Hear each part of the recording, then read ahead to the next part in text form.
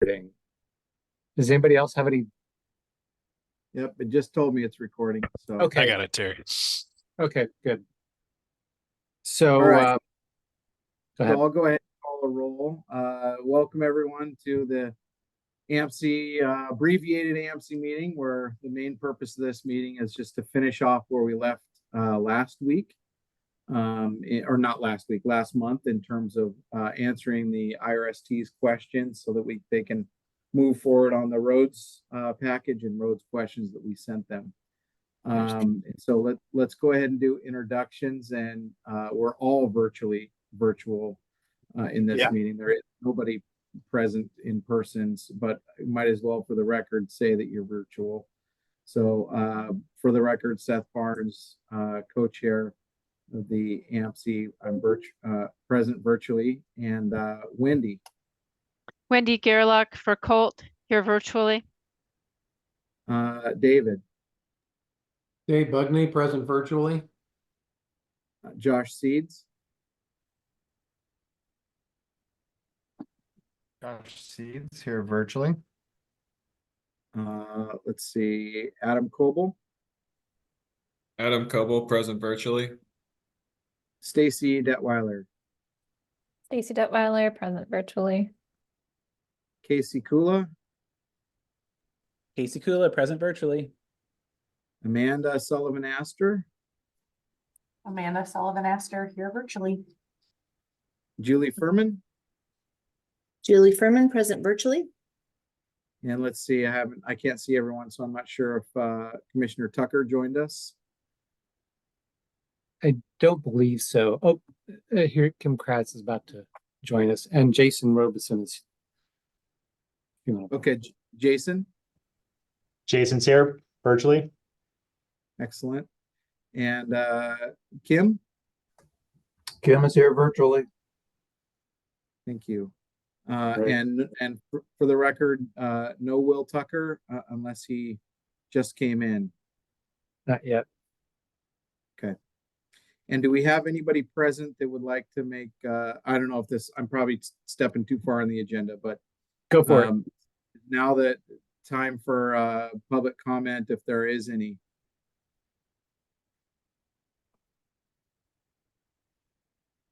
Excellent, hearing none. Do you want to lead off the ODF folks not on the AMC, just to introduce themselves for the record? Terry? Yeah, Terry Free here, Definition Program Coordinator. David? David Showalter, ODF staff support. And Emily Martin Emily Martin, ODF staff support. and Jacob.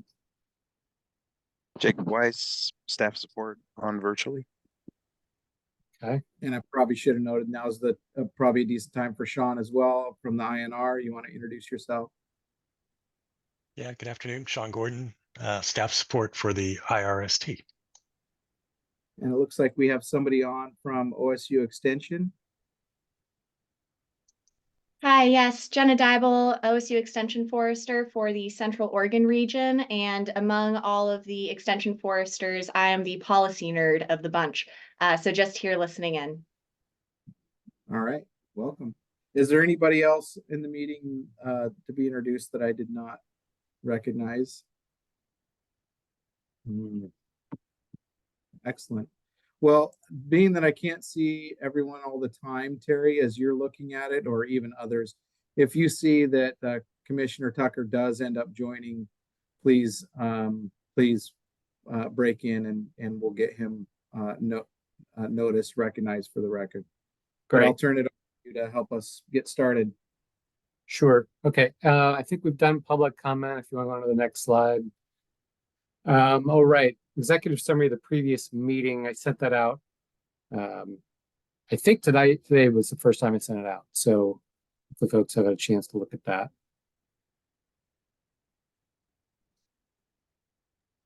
Does it look good to folks? I had one comment, which is somewhere in there. It says, I think, Eastern Oregon road rules or something like that. So if you could delete the word Eastern somewhere in the document. Yeah.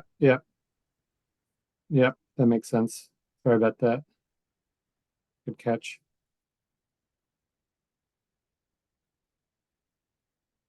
Duly noted. Okay.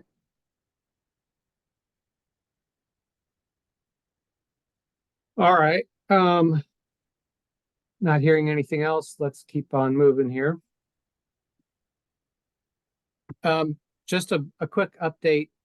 As the Adaptive Management Program Coordinator, I will be going on about a 4-month sabbatical until early October and handing over the reins to Emily Martin, who's here today.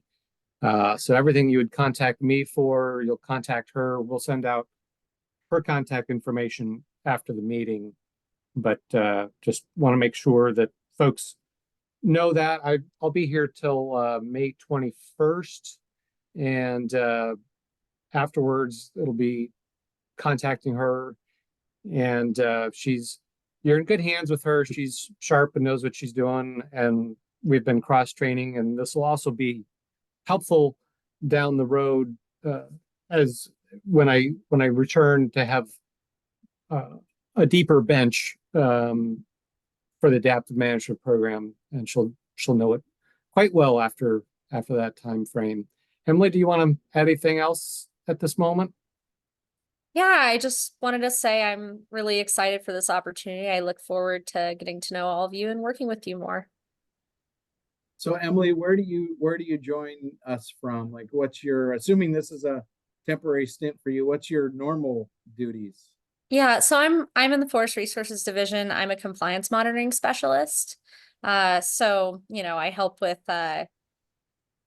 creating studies for and going out in the field for monitoring for FPA compliance for different rules. Right now we're doing reforestation. So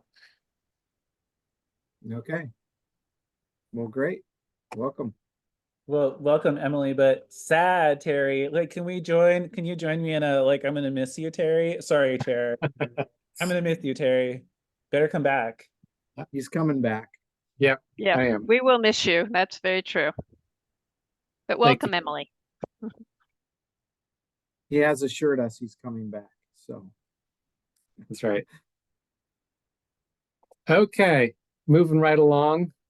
So just a refresher of the meetings in 2024 are listed in this box down below, and then June, I'll mention this again at the end. Finalizing the Eastern Oregon Steep Slopes question package. The feedback from, not the feedback, the honed research questions for the roads from IRST hopefully will be to everyone well in advance, and you'll have a chance to look at that and provide any feedback to them on that. And then there might also be time to work on the request for help from the IRST on the effectiveness monitoring strategy.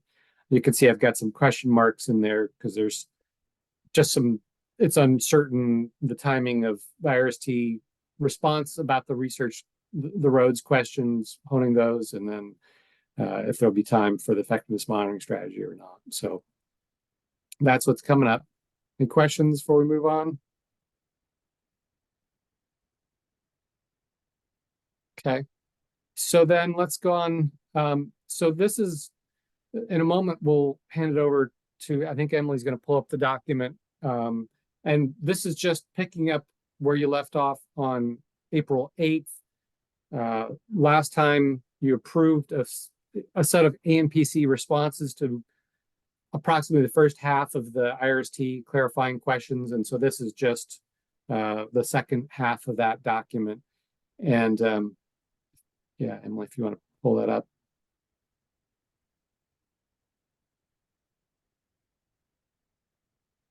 If you could, I'll see it. if you could make it bigger, that would be helpful. All right, will do. Maybe there you go. That looks good to me. How's that look to folks? That's pretty good. Okay, great. And so the way this is organized, the question that's in black is from the IRST in black font. The green font is what what I synthesized from the input I received from the AMPC members as a response. And this question and another one had sort of diverging responses, and I wanted to put them both on here for folks to look at. So if people want to feedback on A, B, or modifications to those. And really the biggest question I think is around this question of, and this will come up later on, if it's episodic sediment delivery is a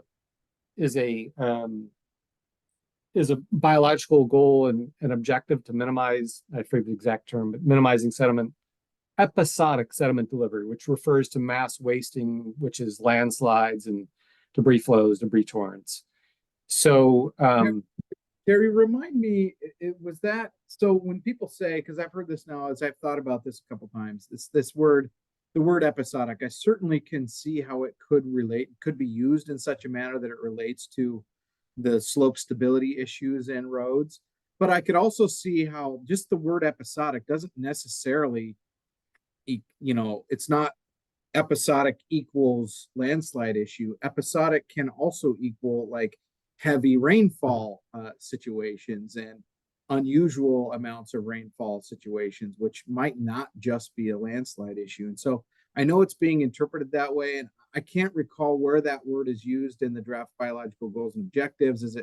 Is it attached directly to a landslide issue? Because in my mind, I'm trying to keep these things straight. Right. No, that's a great question. So it's not specifically the use of the word episodic sediment delivery is not directly related, but I went and talked to some people that were in the room when the drafting happened, and according to them, and this includes Kelly Burnett and Jeff Light, the intent behind episodic sediment delivery is mass wasting, specifically. Gotcha. Landslides, debris flows, debris torrents. Well, it certainly makes sense. I mean, I totally understand it from that vantage point, and certainly the road rules do address that in as much as they encourage new road construction on stable areas and reconstruction. And I mean, there's all sorts of rules that would revolve around keeping roads in a situation where they're not going to exacerbate steep slopes problems or slope stability problems rather. So I totally understand it, but it's different than hydrologic connectivity in that regard. So. Right. And I did reach out to Greg Erb for a little more guidance, and he confirmed that in the intent of the road rules with respect to hydrologic disconnection, specifically hydrologic disconnection is about rainstorms delivering sediment as opposed to debris flows. It's up to you if you want to, how expansive you want to be. Stacy Detweiler, thank you for putting that. I don't know if folks saw that, but in the chat, she put the BGO that says, and I quote, Objective 1.4, roads are not a significant source of episodic sediment delivery to streams.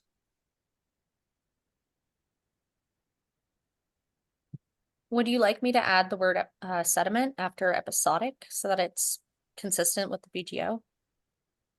Well, before you go that far, I think it's important that we hone in on which one of these we're trying to wordsmith, because there's two different potential answers here, and I don't think we want to wordsmith both of them. Right. Amanda, and then Wendy. Yeah, I'll just highlight, I just made the comment A. And so just to clarify, I think as it relates to additional information provided, I think collecting information on what type of cross ditch or structure is used, whether or not it's serving its purpose, right? I think are all important. My intention here with the comment is really making sure that those are the things that we're looking at, not any culvert, right?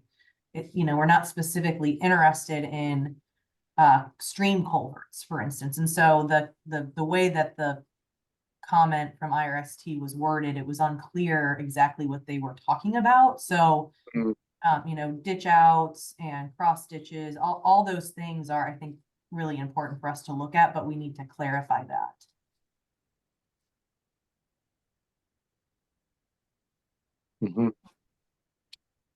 Yeah, my thought is that in certain circumstances, a undersized culvert causes water to back up and then to run over the road, and essentially is directly then going into the waters of the state. So that seems sort of consistent with what Amanda was saying, which there is a subset of situations where undersized culverts directly lead to runoff from a road into a stream.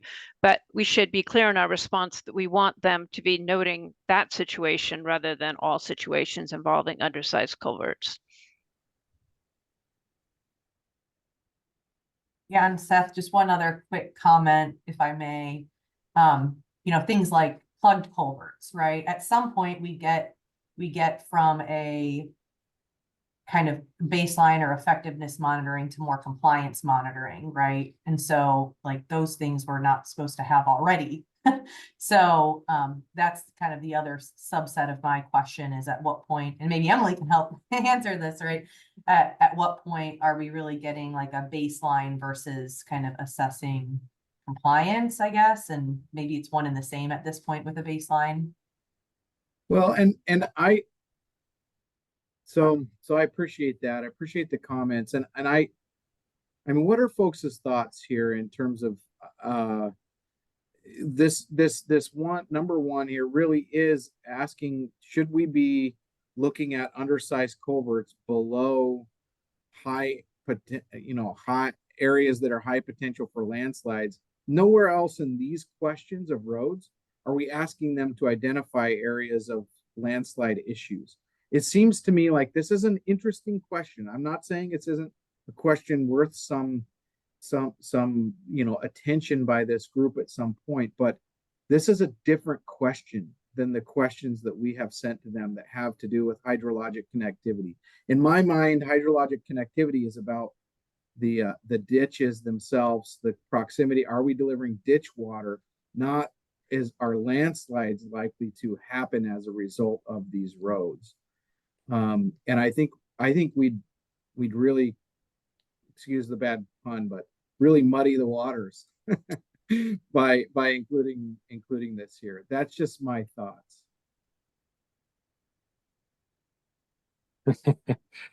Stacy.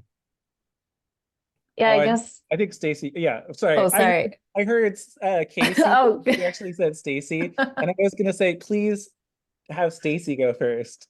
Yeah, go ahead. Hazard of having similar sounding names. I guess I don't disagree with you, Seth, but I am, and I went back to the report because there is language, and I think you were getting to this, Wendy, around the stream diversion potential, where there's like the hydraulic disconnection of regular rainstorms, kind of minimizing that.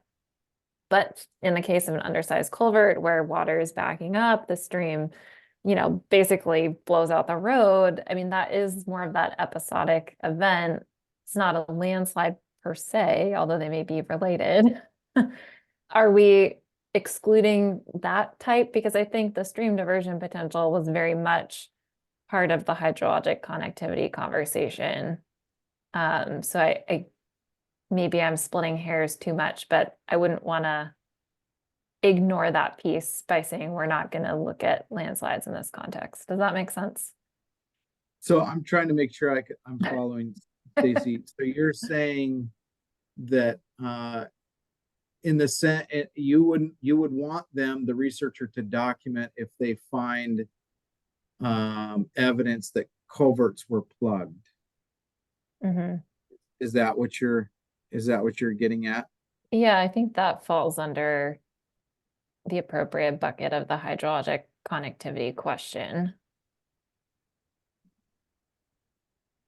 Well, I'm trying to think if everything else they're doing right, so they're going, because I'm trying to really get at like the nuts and bolts of how this would go out, how this would lay out on the ground. So they're measuring your hydrologic disconnection. How close are your cross-drain culverts, your ditch outs, or whatever, to your, and do you're maintaining your sediment traps, or do you have good You know, are you getting the sediment away from the stream before it has a potential to hit the stream to the maximum extent you can? And then they would, and so if they see a debris flow, like something is plugged up or evidence that it did plug up at one time because something came down from above, not necessarily from the ditch. I'm just trying to make sure I don't see how that relates to, like, they could have their ditch outs, like all their ditch outs, and something just happened because there was a shallow rapid up above that sloshed some stuff in, they unplugged it or whatever. I'm not saying it's not something worth looking at. I'm just trying to make sure I understand like how these things are connected, and then we're asking them a cohesive question that relates all to each other without getting too far intermixed. And I've said too much. So Casey and then Wendy. Yeah, and Stacy, do you want to do any clarification? You were still unmuted. Yeah, I think I agree with, like, in that case, if it's sort of upslope, but what would be interested in this context is the actual culvert itself. If it is undersized and looking at, and there's a whole list of, I don't have it in front of me, but like things to look at, rills, you know, erosional features that demonstrate that there is a higher stream diversion potential for that culvert. And that seems like it may be relevant in this context. And I'm probably not describing it super well because I'm a little rusty, but I guess that the culvert piece is what I'm interested in. That's maybe a little more than just your regular rainstorm. Yeah. So, and Does that make I sense? hear you. Yeah, it does. Wouldn't that be related to a question that would be saying, the overlying question would be, is our culvert sized correctly to ensure you know, debris flow passage or whatever, something along those lines, instead of couching it underneath, do you have hydrologic disconnection? You see what I'm saying? I'm trying to connect it back to the actual questions that we've asked. And to me, it seems like that question that we'd have to connect it to is not a question that we've asked. It's not to say it's not a valid question at some point that doesn't relate to biological goals and objectives. I just don't.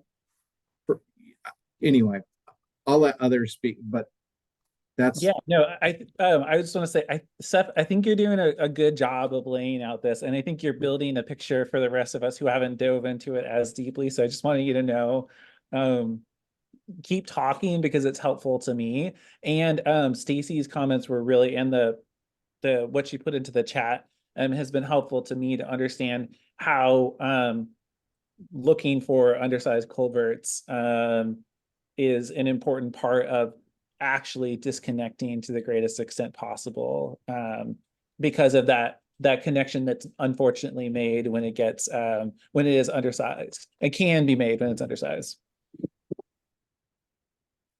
Wendy, I think you've been waiting. Yeah, I was thinking that looking at the text we have, like the sentence, if other variables are included, they must relate directly to hydrologic connectivity. And then we could put, we're therefore interested in information about undersized culverts, but only to the extent they relate to hydrologic connectivity rather than landslide potential, which we will be investigating under steep slopes, or which comes under the topic of steep slopes, something like that. Yeah, I would definitely be more comfortable with something like that, just so we don't, for this initial piece, I just don't want them designing something that's taking them off on a tangent without the rest of what that would look like being investigated. Amanda. Yeah, I would agree with what Wendy just said. The other thing that I think is important here is that we do have you know, minimum size for culverts now that we didn't have before, and that includes, you know, these types of cross drains, not just for fish streams or for streams. So, you know, maybe it's not even saying undersized culverts, but culverts, you know, there's all these variables. We're not going to get into all of them here, right? I mean, that's the intent of having IRST, and maybe it's just identifying, you're not calling out undersized culverts, but that identifying the structure and, you know, parameters of the structure used are good to include in the baseline as they relate to hydrologic connectivity, because, you know, Well, we're even- getting kind of caught up here with the undersized because that's what was used in the comment, but I guess I'm trying to relate it back for useful information. The other, Yeah. another consideration with that question of undersized, and correct me if I'm wrong, but I think undersized means it's not meeting the rule.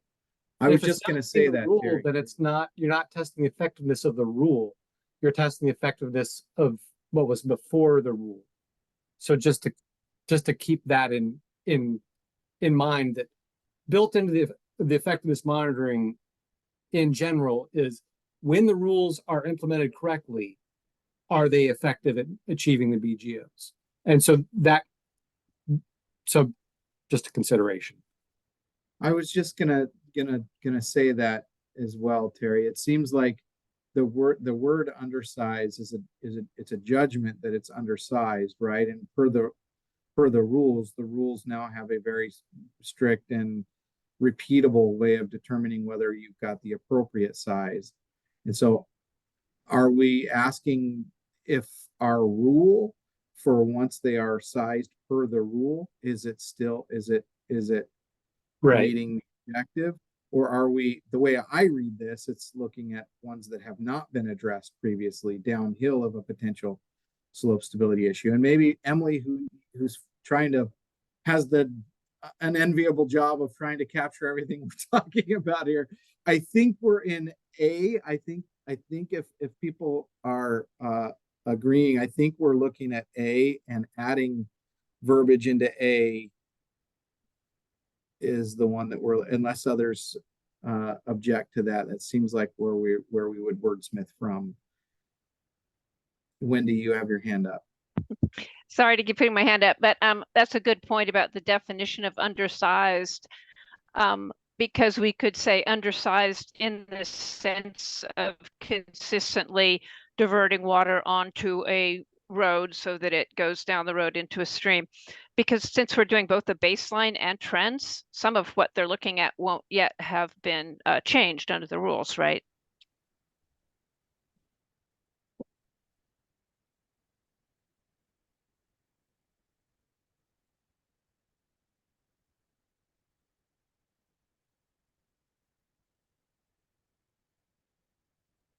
Yeah, and Seth, while we're reading this, as it's being typed, I'll note, I did go back to my document and just to make sure I was on the right page, but C is under baseline reporting, not trends.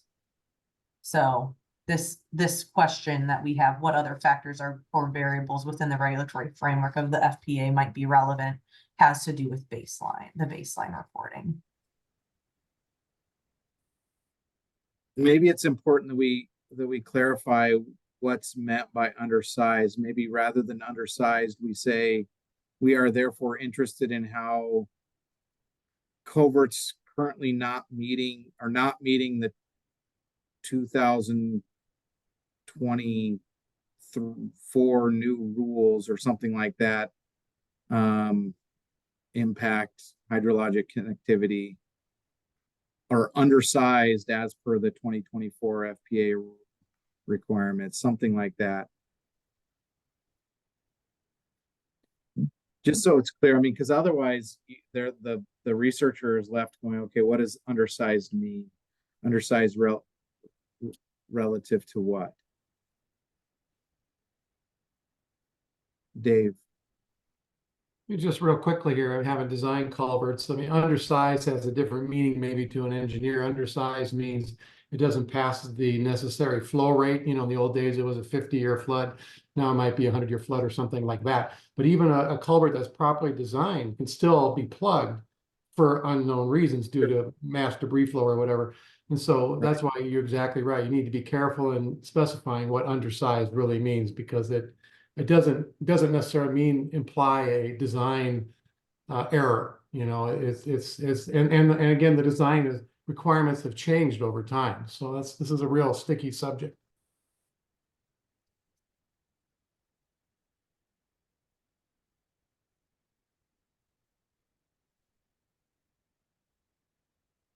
what are folks, Dave, you still have your hand up. I'm assuming that was from the one comment you just made. Thanks. Anybody else? What are folks' thoughts about how she's Emily's adjusted A here? Amanda? Yeah, and I guess one, as I was saying earlier, like, do we want to clarify that, or maybe we have a different opinion, but that we're not talking about stream culverts, we're talking about cross drains as it relates to hydrologic connectivity on roads and water running from ditch lines, into streams, waters of the state.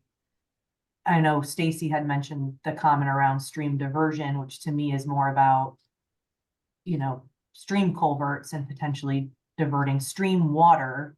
That is something completely different to me than the hydrologic connectivity discussions that we've had thus far. So to be clear, Amanda, I think the way I'm reading A, it is talking about the stream crossings under the, and I could be wrong here, but I think I'm right in that the 2024 FPA rules don't prescribe a specific size of culvert that can or cannot be used as a cross drain. All of the sizing requirements associated with the new rules are associated with stream crossings. Yeah, that's right. yeah, I'm just trying to remember. I have a slide somewhere on it, but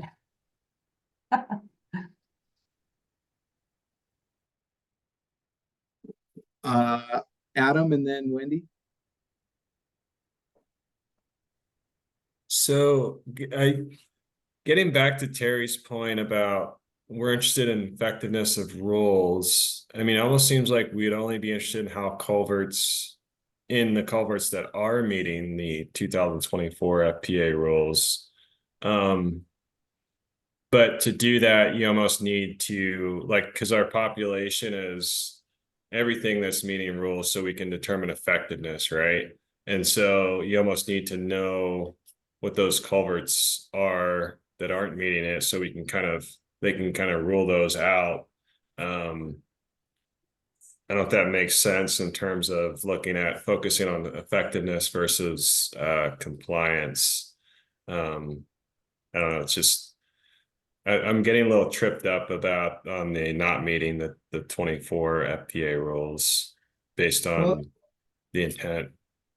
We do have trend. Our second question is, what are the trends in these levels of hydrologic connectivity of roads over 5-year intervals? That's one of the questions we sent to them, and that's where I see a potential to include work that hasn't yet been done in that assessment of trends. And so I do think there is room for them to look at areas of tree farms that have not been upgraded, as well as those that have been. So over time, they're tracking that trend information and can report on that every 5 years. So I would assume that's where some of this might come in. Okay. Wendy? That makes sense to me. My comment was more just about, I was looking at the green language up there. I think we would take away the last statement. It is unclear how undersized culverts would have an impact on connectivity, because to me, it is clear how they might, but it's only a certain subset of cases. So I would suggest deleting the sentence that's now gray. Or we could add some examples of how that happens, but I think we could be shorter and just delete it. Sure. Anybody have any heartburn with that? I think we kind of catch it in the first one anyway, in the first sentence. If other variables are included, they must relate directly to hydrologic connectivity. So they're going to have to make a strong case for this relating to hydrologic connectivity. So I don't think that last sentence really does a whole lot, frankly. So not seeing any objections. I think, yeah, you could probably delete that sentence, Emily, that you have highlighted. And then do we want to say which will later be investigator, or which will be, or do we want to say, I mean, we can't, I would assume it will later be investigated, but it's not on our priority list at the moment. So I think it's definitely fodder for this group and other groups to say hereafter, but maybe we could say impact hydrologic rather than how undersized culverts impact landslides, which will be A different study. or just hit period after landslides, impact landslides period. You don't have to say that it will or won't. It definitely is still on the table. Wendy. I was going to just say, since I sort of said this as a suggestion initially, we could say something which will be separately addressed or something like that, because I think it's important to note that we will be thinking about these in the context of steep slopes, for instance.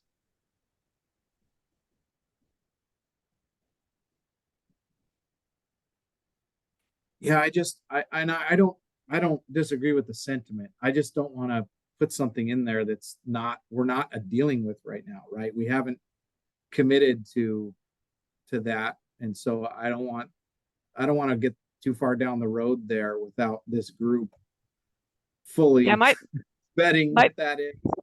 My point is that maybe give sort of a heads up to the IRSD how we're thinking analytically about that we see that as a separate topic.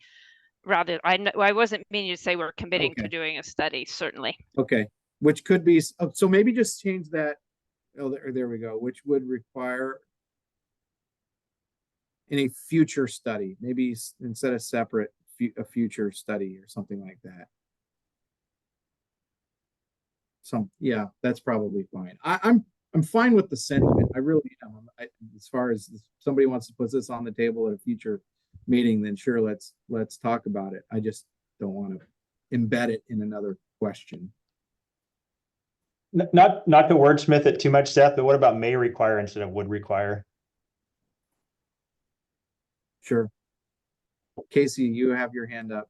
Yeah, no, a similar sentiment to Jason. Just that it could happen as part of the steep slopes, which we understand may be coming. And yeah, I just want to make sure that people are highlighting it, like, oh, I see, like I can let this thread drop for now because we'll pick it up later. Yeah. So just a time check. We've been talking about this one for about a half an hour. It's important, and there's some more to address. So to the extent we can. So let's move along here. Emily, can you delete B since we have gotten through A? Are there any other, anybody have heartburn over what we have drafted for A? Hearing none, let's move to the next. Let's move to number 2.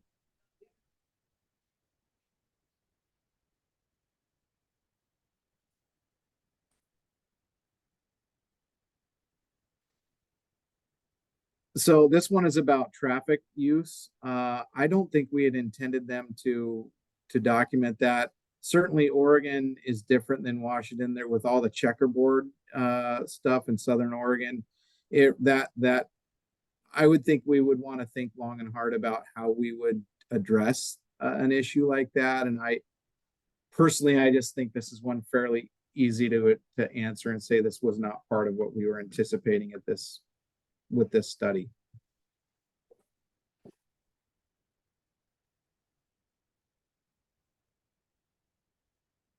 Anybody have any thoughts here? If not, I think what you have drafted works pretty well. Yeah, so this is Casey. I think that makes sense. I do think that there may be another iteration where IRST or other researchers come back to us and say, hey, is there a way to tease out, like if there's been a notice and we know that something is happening on the road, that we're able to assess, to see whether there is something that's related to the work on this land. I think it could be valuable in the future, but as a second or third iteration. And obviously it would not be a requirement, but it would be part of the research process. Yeah, I mean, it certainly would be an interesting thing to sort of document around different areas and land use patterns and that sort of thing. So, but okay, so hearing not a lot of disagreement with the answer that Terry has drafted up, I think we can move that one forward. So let's go on to the next question.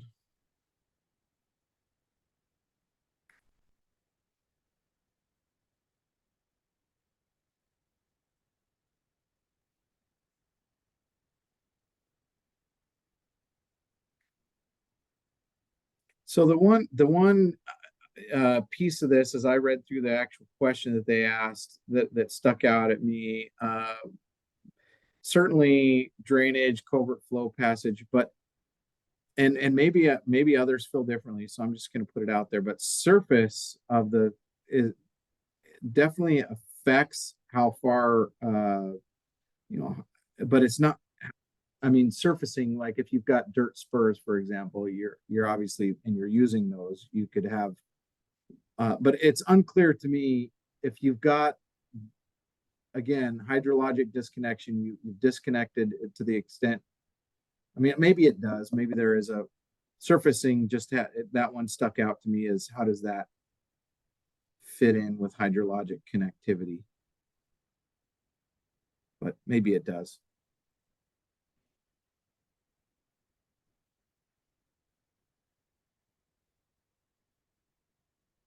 So maybe your answer is maybe spot on here, Terry.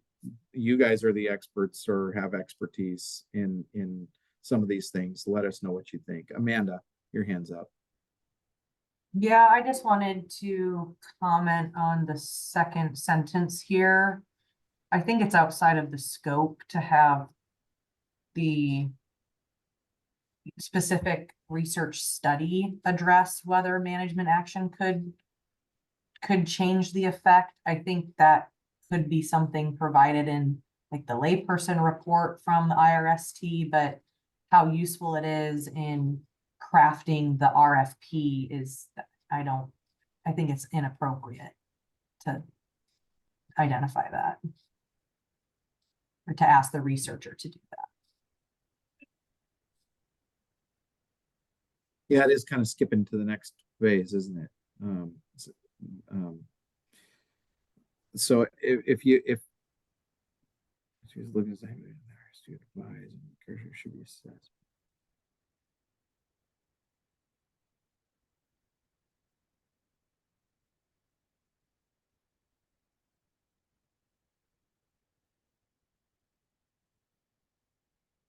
I don't know, this is Casey. In reading the response and then in reading our proposed response, it feels to me like it is clarifying this question of theirs as opposed to diving deeper.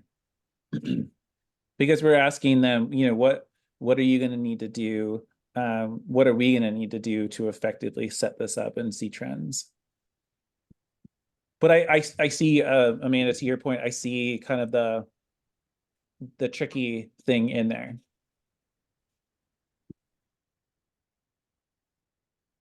I think it also, I mean, they've got culvert flow passage in here again. Is that when I see the word passage, I think of, I don't know, that, and maybe they're just talking about cross drains, but that's, I don't know. Again, I think it's just important that this one stay fairly focused on hydrologic connectivity and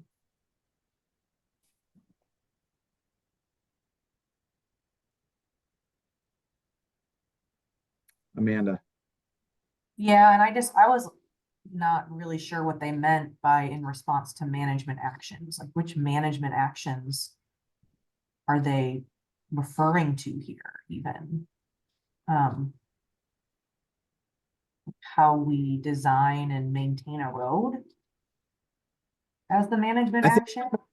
I think they're just saying that there's a lot of things that are static, that a land manager doesn't have control over, lithology and topography, things like that, that are, but what you do have control over is obviously drainage for the road. Do you have ditches? Do you have cross drains, that sort of thing?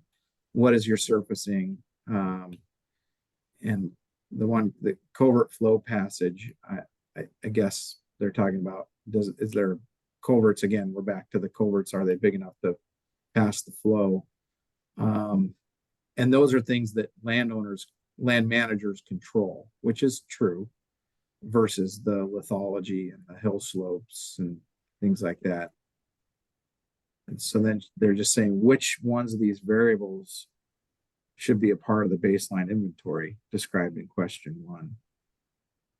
And I think the response here from Terry is that that's kind of what we're asking you guys, is to tell us which ones you think are the variables that should be looked at. Yeah, and it just seems like when it comes to trends, you can only assess trends on things that you assessed in your baseline. So why would it not just be the same things identified in the baseline, I guess?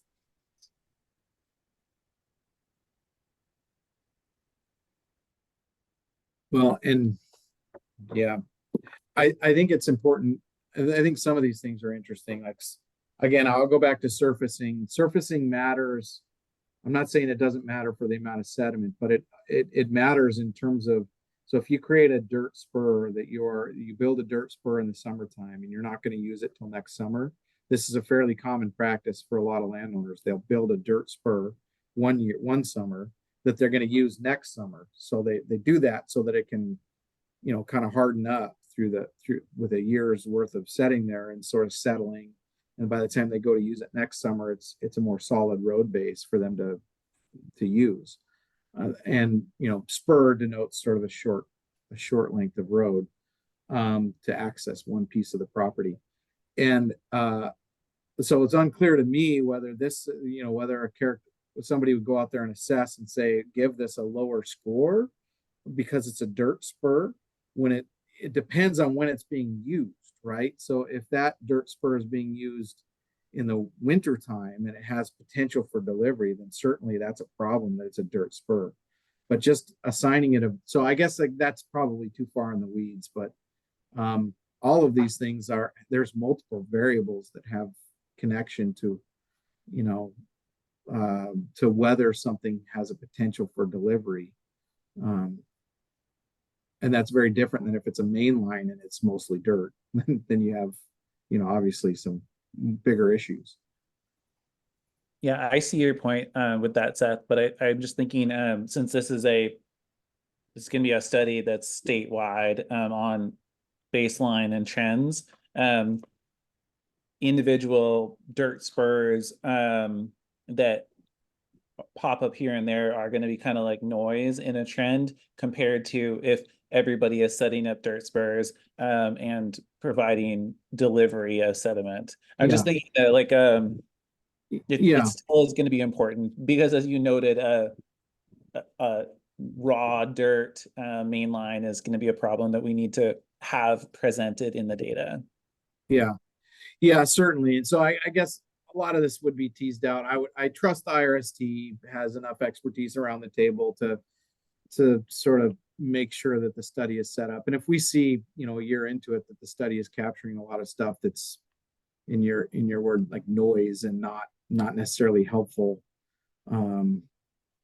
then I guess there's you know, potential opportunities to address that. But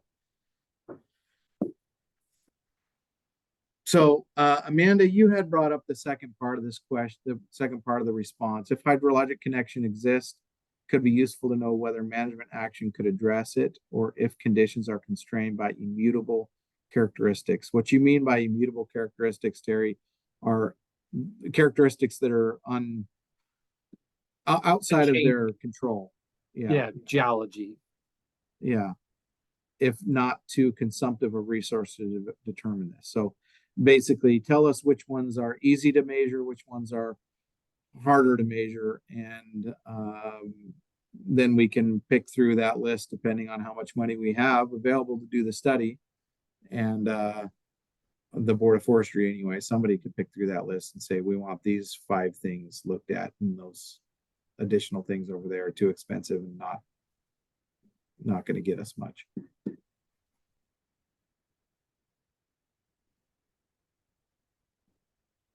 So you're not asking, I don't think, Amanda, the way this is worded, I know it's a little bit awkward when I first read it as well. I don't think that Terry is basically asking the question of the IRST or that the study would prescribe management actions to address the conditions. I think you're basically saying those conditions that are within management control. That's what you're getting at. You would like to look at the variables that are within a manager's purview, not lithology, for example, because that can't be changed anyway.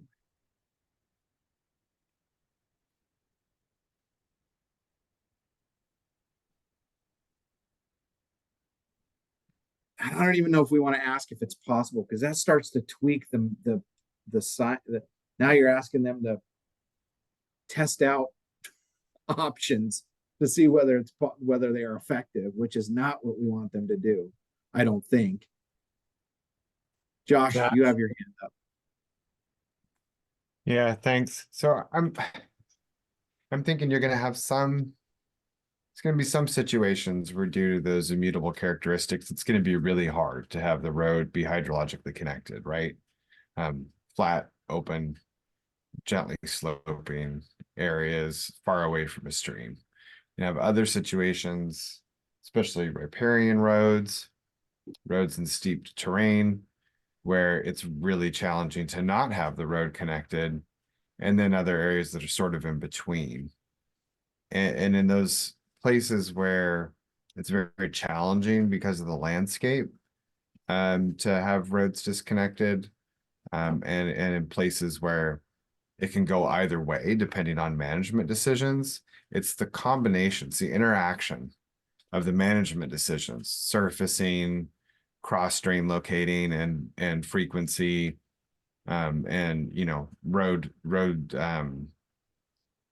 design. Those are going to matter in cases. And so one of the things I think we would see would be, and we would be wanting to look for, is what's the interaction between the management choices that can be changed and those kind of landscape situations that can't. So I'm not sure about the right way to wordsmith it, but we do want to know, I think, what are those kind of unchangeable pieces, and then also what's going on with what were the management choices, design, drainage, surfacing, etc. Because it's the interaction between those factors that really is going to drive whether it's connected or not. Yep. Right. Yep, Like absolutely. I can put in a road. Yeah, you know what I mean? Like I can put in a road in a kind of a rough spot, but if I put in sedimentation basins and, 3 different sizes of rock with a really big base layer and then another layer and then a nice driving on layer, and then I make the decision not to haul during wet weather, I can get really good disconnection performance out of that, even though it's in a risky spot. So we need to ask the question in a way that hits on that interaction. Yep. No, that's good. I just jotted down. I totally agree, Josh. I just jotted down, and you've wordsmithed a ton here since then, but it could say it could be useful to know the extent to which immutable characteristics influence hydrologic connectivity or something, but maybe you've already interactions between management action and immutable characteristics. Yeah, I mean, I agree with what you just said, Josh. So if hydrologic connection exists, it could be useful to know how the interaction between management action. I think maybe it's the extent to which the mutable characteristics are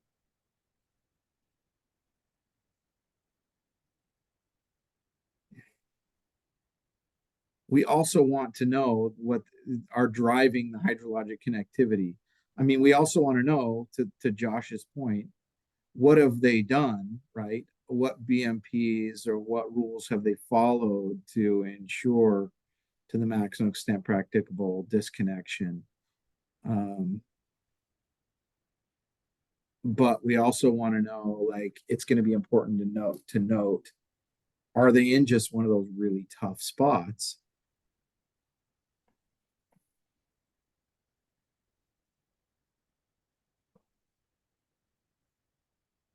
Yeah, there you go. Maybe that's the right way to have it. Amanda?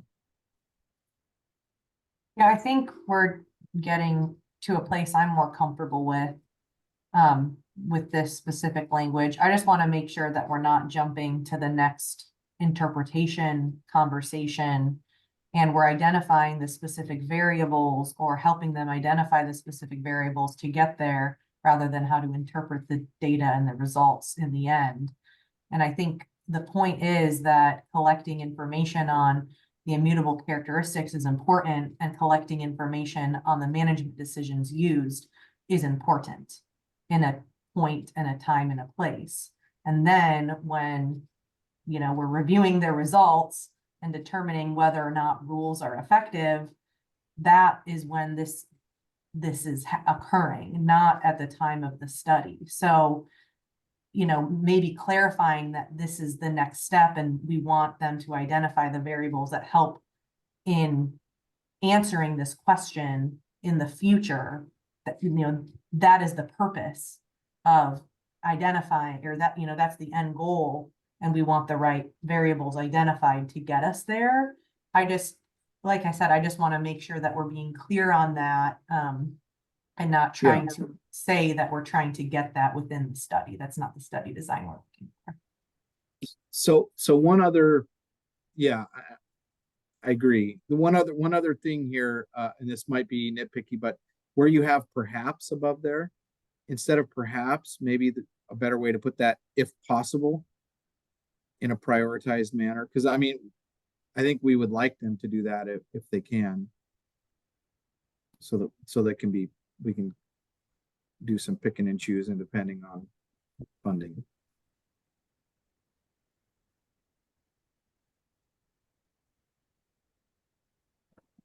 What do people think about this, the way it's written? I think this does a pretty good job of capturing what we've been talking about. Casey, you came off mute, and then Amanda, your hand is up. I'm not sure if it's up. Yeah. Oh, yeah. So mostly I was just looking at the second sentence. I was trying to figure out how we could, I try to not be complicated in my sentences, but it seems like it would be helpful for it to be clarified that this is in pursuit of which variables they should be measuring and looking for, right? That we're giving them the, as Amanda said, kind of the next step of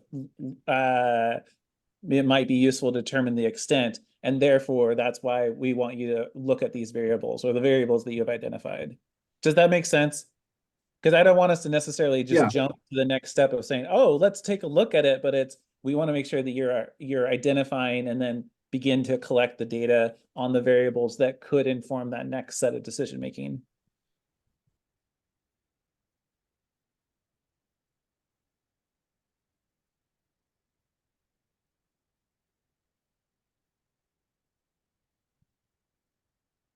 Well, that's written a little bit oddly, because the selection of the variables will be done at a higher level, right?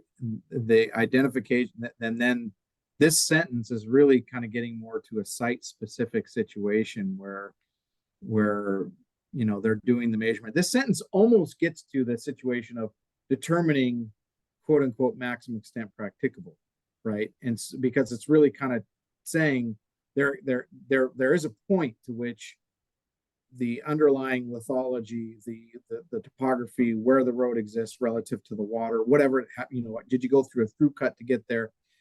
There's a point to which you've done everything you can, and you're constrained by things that are out of your control. And at that point, one would say, if we could identify that point, we had a metric that we could identify that by, then that would be the perfect world. We can't identify that point for every specific situation. And so this is almost kind of driving at that, saying, we want you to determine, you know, where are you relative to what's there on the ground. It seems to me anyway, that's what this sentence is doing.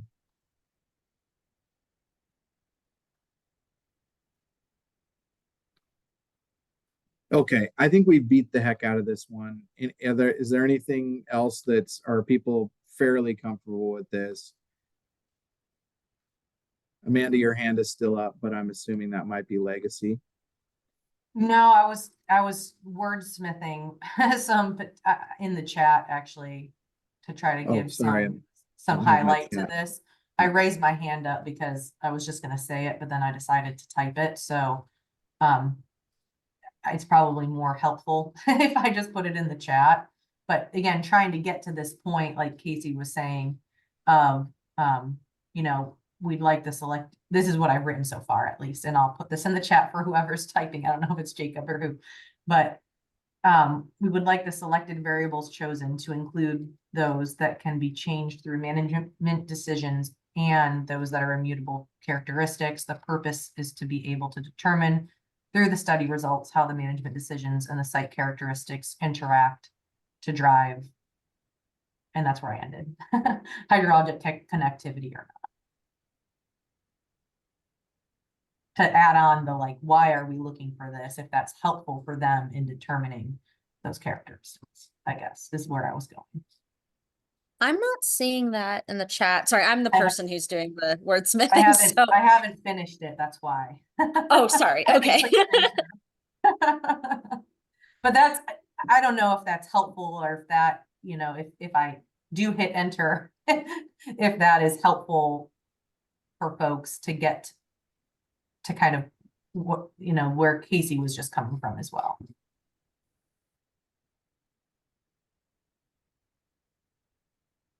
And I'm sorry, I was trying to look for it in the chat, and then I got distracted by reading the other stuff you had in the chat, which wasn't related to what you were talking about. And I was trying to figure out how it was related.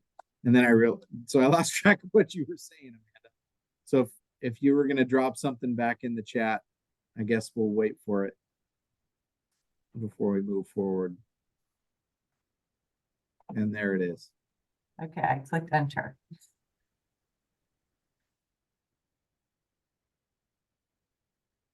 Yeah, I think that that at least gets to what I was thinking about too. Sorry, And so this is Kate. that would replace the second sentence. Is that the intent? Yes.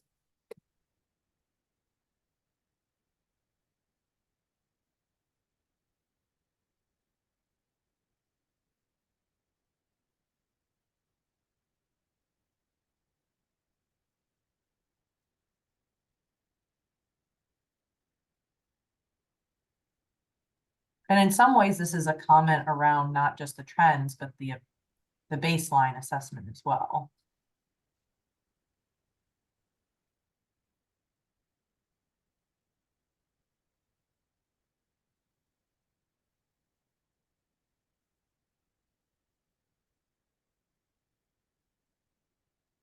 Sorry, I have though not through management decisions as a typo. So what you're saying here is we do want them recording things like the immutable characteristics, whatever that would be. And I'm not saying I disagree. I actually think there's probably some value in that, because that's ultimately going to drive, like I said, the determination of whether something is disconnected, you know, sufficiently, if you will, or whatever. And that gets to the effectiveness, I guess, or somewhat anyway.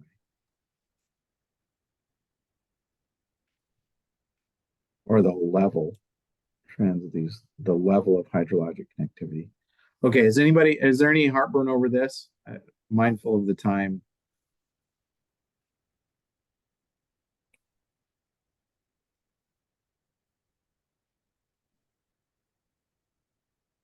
Looks like people Okay, are good. all right, let's move forward then.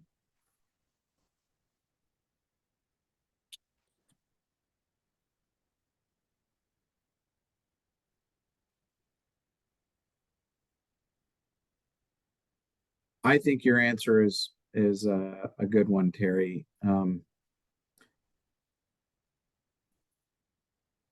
HCP is under development. I know there's only a few of us on this call that have been, and that it kind of just is what it is, that have been embedded in it. But there is definitely BGOs that are going to be a factor here, and there'll be back and forth they're in draft right now. I think they're in a pretty decent spot, most of them at the moment, and if not finished and ready for submission. But then there's going to be potential service and back and forth with services, like you're saying, and then those will be really important to be included, obviously. Any heartburn over the way he has it worded here? I think it looks all right. Yeah, it's perfectly appropriate for the moment. Okay, let's move to the next one.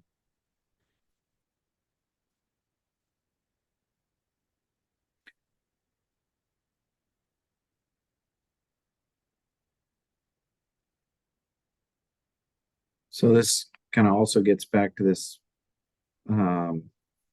episodic and landslides issue.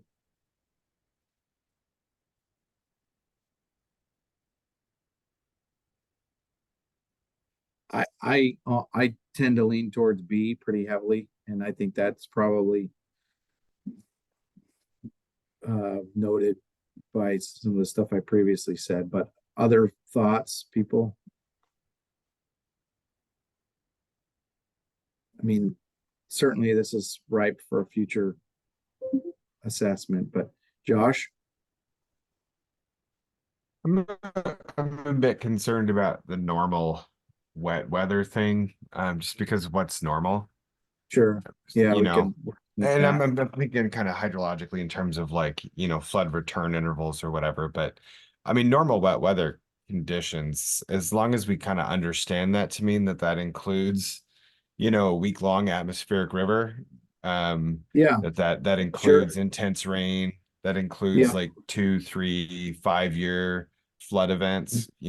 Once we start getting beyond that, then yeah, it's like that's getting into episodic. I just want to make sure when we're talking about normal wet weather conditions, we're talking about typical, winters, which is stuff you can expect to happen, in any year or any 5-year period or something like that.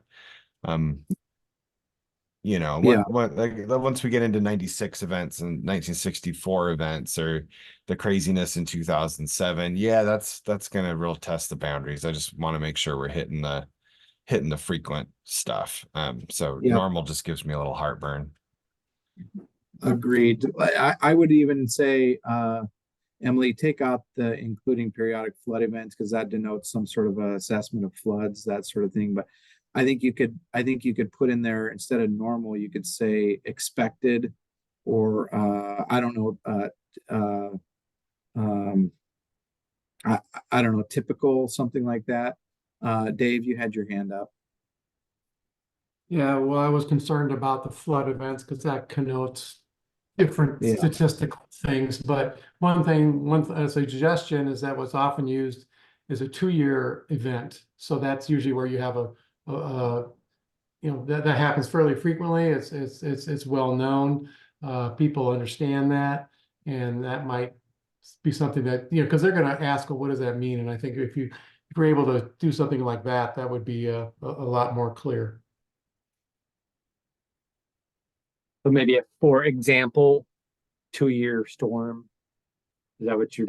Yeah, right. Something that they can quantify, but yet it's a reasonably returnable event. It's not a freak 50 or 100-year event.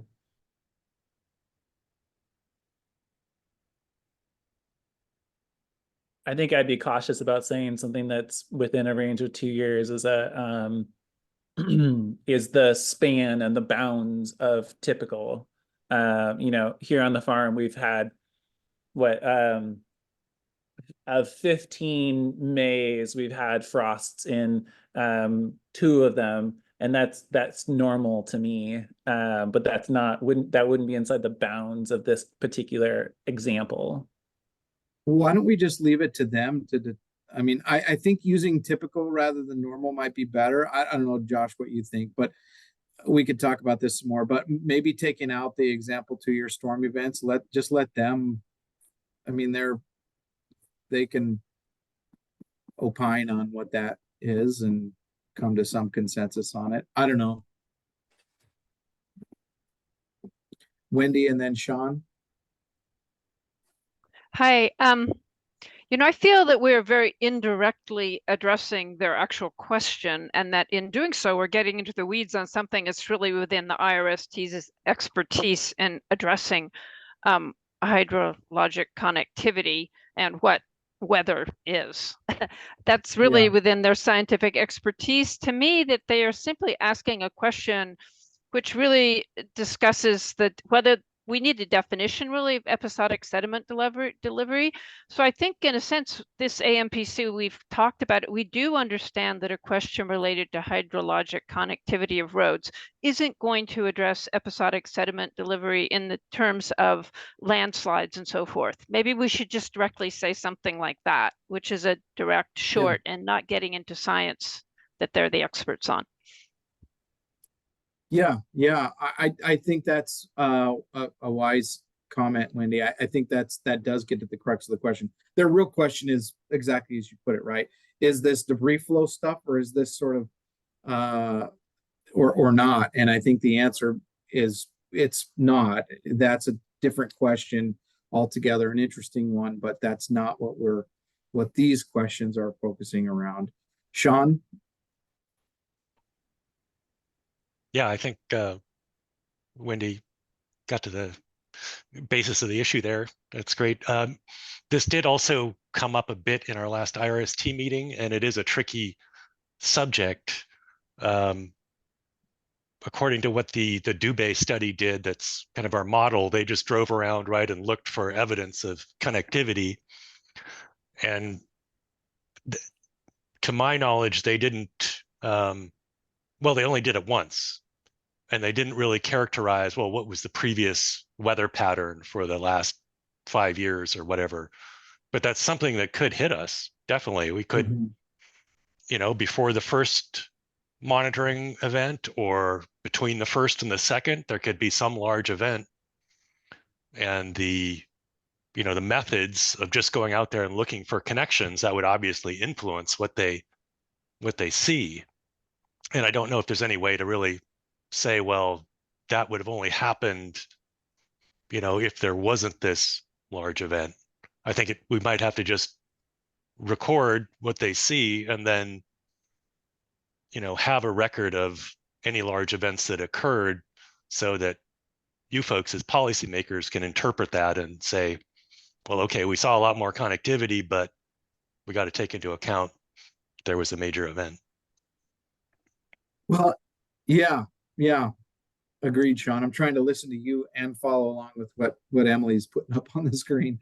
I agree, and I think that Emily, maybe even as I think about based on everything that's been talked about here and what Wendy was just saying, I tend to like the way we've addressed this. And so I think you can delete B or A.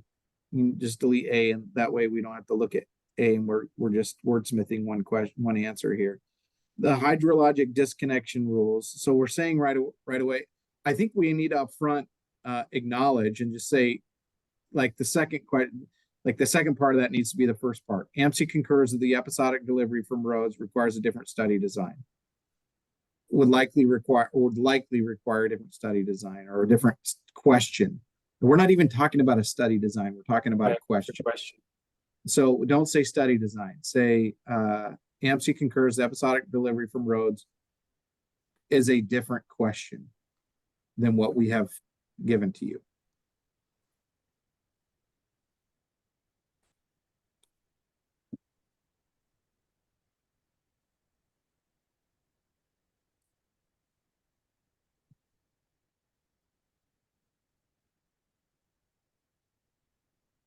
It's so fun to watch somebody else type, by the way. Yeah. And then the next question is the next sentence, the hydrologic disconnection rules focus on. I think we can take that out because that's not actually completely true either. Some of the hydrologic disconnection rules or some of the rules in the road rules can apply to both, right? Both an episodic situation and and sort of normal rain events. So I think we can delete that and not give our opine on that. And we can just say the question that we've provided to you, the questions we've provided to you relate to hydrologic connectivity from typical wet weather events or something like that. And don't necessarily, and don't address slope stability, something like that. Just acknowledge that that's the questions that we've provided. We didn't provide a question that went into that other, area of exploration. And that's kind of what they asked. They're saying, we, as we see it, like the second part of this, given that way our definition of hydraulic disconnection, we assume that the AMC understands that a question related to hydraulic connectivity of roads will not also address episodic sediment delivery. So we're saying, yep. So you could just sum it up and say yes.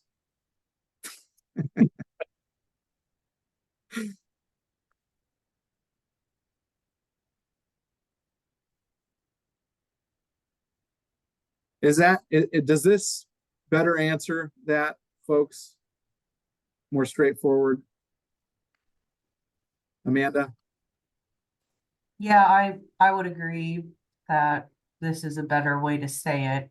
I don't know that we need to identify slopes stability in here, in particular, but I would probably just end the sentence at events, if it were me, just to not add another term in. But I read it the same way in that, this specific design and these questions, they're not to try to get at really what is a significant source, right? Which is part of objective 1.4. What is significant and what is not significant? And we're not trying to armor every single road to ensure we don't have, sediment delivery from episodic events, right? So that's really not the intent of the study, to check for those things. Yeah, I agree. Take slope stability out because they actually don't use that term in their question. So I wouldn't want to confuse it either. If they had used that above, I was just looking through their questions, see if they say that, but they don't. So that's probably more clear. You don't want to open up more boxes with your answer. Okay, everybody generally okay with this as a response? Okay, seeing head nods and thumbs up. Okay, I think this was the last one, right, Terry? Yep, that's the last one.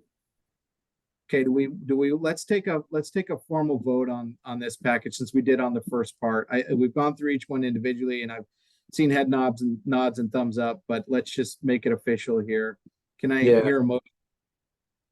I think, Emily, you can stop sharing this. It'll be a little bit easier for folks to see one another. Is there a motion for Barry, do you have a proposed motion, or I'm happy to make one? Yeah, I do. I can share what I've got and you can edit it as needed if needed. Sorry, Chair, I interjected. No, that's helpful. I didn't think Terry had one, so that's perfect. All right, Chair. Let's see, I would move that the Adaptive Management Program Committee approves their responses as edited at the May 6th, 2024 meeting to the IRST clarifying questions on the roads research question package. This response will be sent by May 8th, 2024. Is there a second? I second. This is Julie. Thanks, Casey and Julie. Any further discussion? Hearing none. Is there any, do we need let's call the roll. I guess we'll go ahead and call it. Wendy? I vote yes. Dave? Yes. Julie? Aye. Casey? You got to come off mute. You have to hear me. I was like, you got me. Aye. Casey votes aye. All right. Thanks. Amanda? Yes. Stacy? Yes. And Jason? Yes. See, did I miss anyone? Josh? Yes. And just for the heck of it, Adam and Kim or anybody else, you guys are good with these? I know you're not voting, but Looks great, Seth. And Seth, your vote? I vote yes. Kim, you came off mute. I'm a non-voting member. I'm just acknowledging that I'm here. All right, thanks, Kim. Okay. Well, did I read everybody's name or did I miss anyone? And for the record, I think Commissioner Tucker is still absent, so absent in the vote as well. So I think it's none opposed. Motion passes. Thanks, everyone. That gives us 6 minutes, Terry, to go through the prep for next month. Yeah, so really I was gonna do a little more of a introduction or a reminder for Eastern Oregon steep slopes, but basically what's happened was that I do have one slide I'll bring up here. Actually, maybe you can bring it up, David. That once it's a slide that says Eastern Oregon steep slopes. So the steep slopes, you've had one meeting where you've talked about it, and that was September 2023. And that at that point it was just a primer and some questions. During the meeting in September, you edited the questions, and then I was tasked to go back and add some contextual information. I sent that out as version 1 on September 29th. People gave me feedback. I synthesized that, sent it out as version 2 on October 16th. And then other priorities have bumped this topic until now. I'm not going to talk about the specificity part unless we've got a minute in a moment, but I think it would be, so this is something that you folks have talked about once, but it's been a while. The version I sent out a few days ago was very similar to the version sent out in October, other than I tacked on a letter, sort of like with the roads question, I tacked on a letter that was very, very similar to that, to the IRST. And then I actually highlighted the other major changes. I highlighted several BGOs that seemed to be the relevant ones as I understood it. And so that's in the version that I just sent out. I guess it was last week.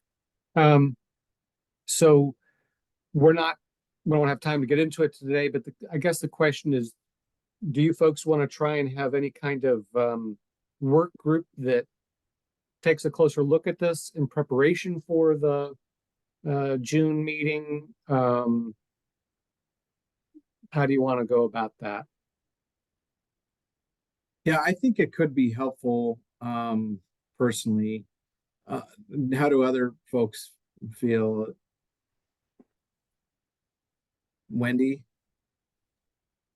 I was thinking we could use the mechanism by which we read through the material that Terry sent out and just send in comments.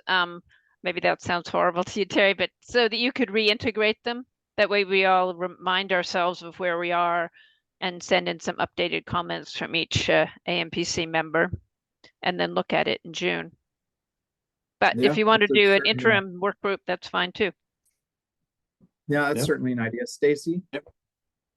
Yeah, I like that idea, Wendy. I guess just for a little more context, we were hoping, if it's possible, I know this group really loves to talk through things, which is great, and give it the time that it deserves. But this one, we may be able to move through a little more quickly. So our hope is maybe the June meeting that we would actually be able to get through this and maybe even get to a vote. And so that was partly why we were thinking having a work group to kind of like, at least a subset of us, it's going to be really fresh. People have kind of looked at it, talked about it a little bit, provided some input to Terry, and then we're able to move it forward. But again, that's just a hope on the timing. Yeah, this is Casey. I'd be supportive of that, given the hope that you're just expressing. I understand Wendy's valuable comments, but I think a work group, I'd be happy to be part of a work group since I passed on one in favor of Wendy on it. Well, we could even potentially do a hybrid of that. Like if there are a couple of, 2 or 3 people that are willing to meet as a work group, and if others have thoughts that they would like to get into Terry, we could, we wouldn't have to discourage one over the other. We could create a work group, and then if folks have thoughts that they don't have time to participate on the work group, or maybe just for purposes of not wanting to have the work group be too large, they choose not to be part of the work group, but still want to get their comments into Terry that would then inform the work group's work. We could set some sort of a date that's prior to the work group or meeting to have comments come into Terry if you have them, and then Terry could bring those to the work group, and we could have those inform the work group's discussion. I think that could also be useful potentially if people have thoughts. I would say just take care that's bordering on serial communication outside of a public meeting. Good point. Yeah. Well, I was just thinking we could call each other before the meeting and make I'm just kidding. For the record, that was a joke. Okay, well, that's fine too. I don't want to be accused of being the one that's pushed something to break the rules here. Wendy, your hand's up. I just raised my hand because I do have comments, and I don't think it would be a serial meeting if I send my comments to Terry right now and he does whatever he wants with them. I just don't see that creating a meeting. No, that interaction is right. That's fine. I think it was more a whole bunch of people send comments and then a subset looks at it, and it's right. Quorum through serial communication. Yeah. Yeah. Quorum through serial communication. That's right. But if we all let's separate this though. If we all, like Terry, if you say to everyone, hey, if you have individual thoughts on the drafting that I sent out to you, please send them to me by end of next week. And then for the set of 3 folks, I'm gonna take what people send me, including, could be all of you too, and I'm gonna incorporate that in some sort of next iteration, and then those 3 will get together to look at it. You can then inform me what your thoughts are as a work group. Then I'll bring that back to a final project, our final decision of the group. Yeah. Opportunity. Is that? I think that can work. Yeah, I think that can work. We just need to be careful the order that we do that in. But I think I don't see that as any different than if Wendy just had individual thoughts. I mean, just because it was Wendy and Casey that had thoughts that they sent them in. I don't see how. Well, and certainly my synthesizing what people send to me is that's certainly within bounds. Yeah. So, and just for the record, this will be Emily's involvement with this. So depending on the timing of these different things, oh, right. Yeah, it'll be a complete handoff, handing the baton to her. So, but we'll send out a follow-up email with this, clarifying who's doing what and how and when. So I think if, certainly by the end of next week, if that's a good time for folks to get, that's enough time for folks to get individual comments, and then we can set up, it would probably be early to mid-June for the group. For the sake of time here, we're 2 minutes over. Please raise your hand if you'd be willing to serve on this work group, and I'll raise my hand and say I will squeeze time in for this. Casey raised his hand. Anybody else? I'm scrolling through to make sure I don't miss anybody. Yeah, I don't see any electronic hand. Thank you.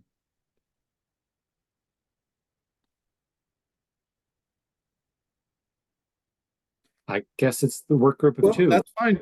Yeah, Casey and I can take a stab at it and see if we can. We have to do something besides talk about the HCP, Seth, after all. Yeah, exactly. Might as well talk about East Side slopes. Great. All right, sounds good. So Terry, I'll leave it to you. You'll send something out to the full group. If folks have stuff based on what Terry sent out today, you want to get into the system that Terry can take a look at for Casey and I. Then Casey and I will take a stab at helping organize things in preparation for next month's meeting. Perfect. Sounds good. thanks, everyone. That's, Yep. I think we're ready to adjourn. Yep. We're Thanks, everyone. adjourned. Have a good Thanks. day. Have a good week, everyone.